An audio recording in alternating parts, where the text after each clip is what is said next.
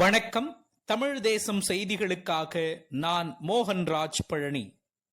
விரிவான செய்திகளை இனி பார்க்கலாம். 2 குழந்தைகளுடன் தாய் கிணற்றில் குதித்து தற்கொலை செய்து கொண்ட சம்பவம் செங்கம் பகுதியில் பெரும் சோகத்தை ஏற்படுத்தியுள்ளது.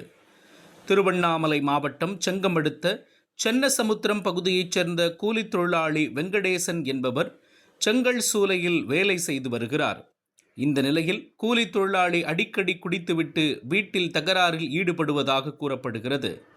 இதனால் மனம் உடைந்த அவரது மனைவி தனது 2 குழந்தைகளுடன் அருகில் இருந்த கிணற்றில் குதித்து தற்கொலை செய்து கொண்டதாக செங்கம் காவல்துறையினர் வழக்கு பதிவு செய்துள்ளனர்.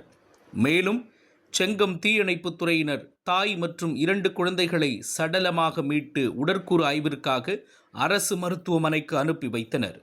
இந்த சம்பவம் அப்பகுதியில் பரபரப்பையும் பெரும் சோகத்தையும் ஏற்படுத்தி உள்ளது.